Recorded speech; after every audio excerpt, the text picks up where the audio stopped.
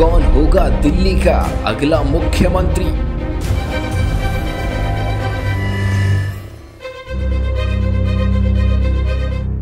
या फिर दिल्ली में लगेगा अब राष्ट्रपति शासन?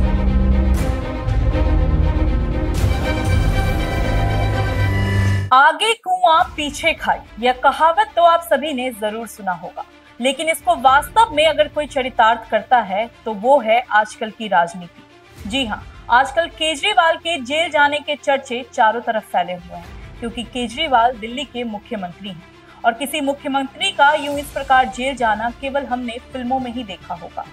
आपने फिल्म नायक जरूर देखी होगी, उसमें जिस प्रकार से अनिल कपूर एक दिन के मुख्यमंत्री बनाए जाते हैं और पूरा सिस्टम उलट पलट कर रख देते हैं, जिसको देखते ही ऑडियंस के बीच तालियों की गड़गड़ाहट बजनी शुरू हो जाती है।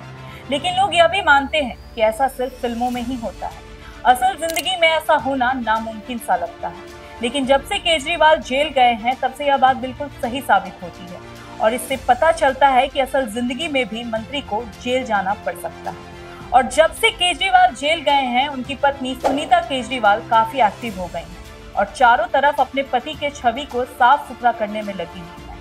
पर वास्तव में वो वैसा करने में कितना सफल हो पाती हैं, ये तो आने वाला वक्त ही बताएगा।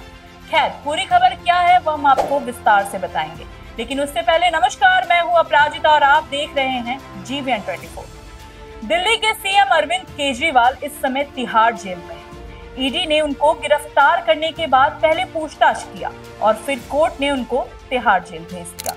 तिहाड़ जेल जाने के बाद तय है कि केजरीवाल भी अपने साथी मनीष सिसोदिया, सत्येंद्र जैन और संजय सिंह की तरह लंबे समय तक बाहर नहीं आ पाएंगे। भले अभी आम आदमी पार्टी चिल्ला चिल्ला कर कह रही हो कि केजरीवाल जेल से ही सरकार चलाएंगे, लेकिन यह बहुत दिन तक संभव नहीं है, यह बात आप सभी जानते हैं।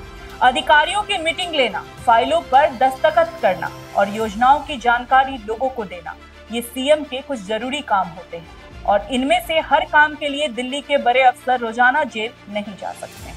अगर जाना भी चाहे तो उनको हर बार कोर्ट की परमिशन लेनी हो, क्योंकि कानून के हिसाब से हर किसी को चलना पड़ता है, चाहे वह मंत्री हो या फिर अन्य, और ऐसा होना भी चाहिए। जेल में कुछ किताबें पढ़ने के लिए भी केजरीवाल को कोर्ट से परमिशन मांगनी पड़ी है, तो फिर सरकार की गोपनीय फाइलें ऐसे कैसे जेल में रोजाना जा सकती हैं?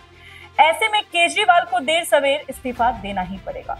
इसके साथ ही ऐसी अटकलें भी लगाई जा रही हैं कि केजरीवाल दिल्ली के मुख्यमंत्री पद के लिए अपनी पत्नी सुनीता पर भरोसा दिखाएंगे। और आपने देखा भी होगा कि सुनीता लगातार केजरीवाल के जेल जाने के बाद से ही प्रेस कॉन्फ्रेंस आदि बयानबाजी करती नजर आ रही है, जिससे उनकी छवि जनता के समक्ष एक नेता की भी बन रही है।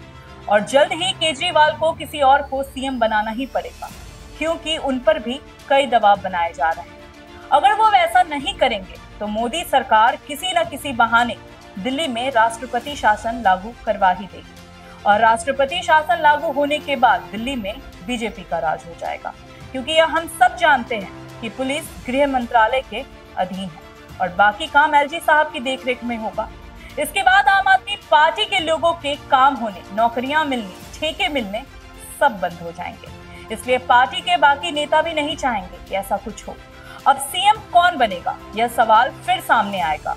वहीं इस समय विधायक और मंत्री आतिशी मालिनी और सौरभ भारद्वाज आप में सबसे ज्यादा पावरफुल नेता बनकर उभरे हुए हैं। अगर केजरीवाल इनको सीएम बनाते हैं तो हो सकता है कि कल वो हटने से इनकार कर दे, या फिर यह भी हो सकता है कि वे पार्टी तोड़कर बीजेपी के साथ मिल जाएं।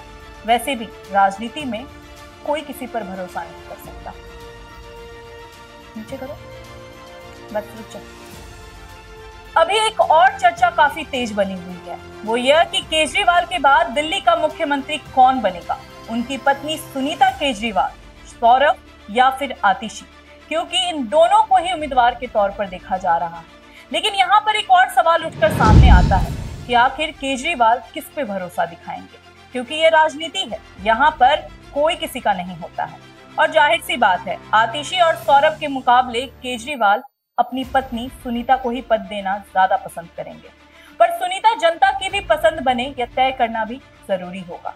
अब केजरीवाल केवल अपनी पत्नी सुनीता केजरीवाल पर ही भरोसा कर सकते हैं। सुनीता केजरीवाल भी अरविंद के जेल जाते ही उनके सारे संदेश पढ़कर लोगों को सुना रही हैं ताकि जनता धीरे धीरे उनको मन से स्वीकार कर ले। दिल्ली की रैली में आपने देखा ही होगा कि सुनीता कैसे केजरीवाल के स्टाइल में लोगों को संदेश दे रही थी।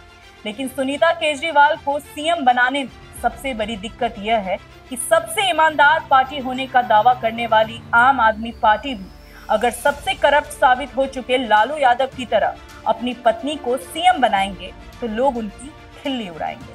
आपके कार्यकर्ता आतिशी मालिनी और सौरभ भारद्वाज को सुनीता केजरीवाल से बड़ा नेता मानते हैं। भले सच्चाई यह है कि इन लोगों को भी केजरीवाल ने आगे बढ़ाकर बड़ा नेता बनाया, पर कुछ साल पहले इनको कोई जानता भी नहीं था। लेकिन जिस प्रकार से ईडी सभी पर कार्यवाही कर रही है, उससे यह बात तो साफ है कि अभी ईडी के रडार पर कई लोग हैं, शायद आपके भी कई नेता, क्योंकि इससे पहले भी आपके जाने माने नेता मनीष सिसोदिया जेल जा चुके हैं और अभी तक बाहर नहीं आए। और यदि ईडी अब और किसी नेता को जेल में डालती है, तब केजरीवाल लोगों के सामने विक्टिम कार्ड प्ले कर सकते हैं और कहेंगे, देखिए जी, ये बीजेपी वाले सबको फंसा रहे थे। और हो सकता है इसी आड़ में वो अपनी पत्नी सुनीता केजरीवाल के लिए भी रास्ता साफ कर दे, क्योंकि अभी तक सुनीता की छवि साफ है और उनका किसी घोटाले आदि में नाम शामिल नहीं है। इसलिए केजरीवाल कह सकते हैं कि हम लोगों ने एक नया नेता आपके सामने लाया जो कभी सरकार में नहीं रहा, ताकि उसको जेल न भेज पाए। अब इसके लिए केजरीवाल जो कर रहे हैं वो शायद आतिशी और सौरभ को भी समझ में नहीं आ रहा। खैर, इस पूरे मुद्दे पर आपकी क्या राय है, हमें कमेंट करके अपनी राय जरूर बताएं। फिलहाल के लिए मुझे दीजिए इजाजत।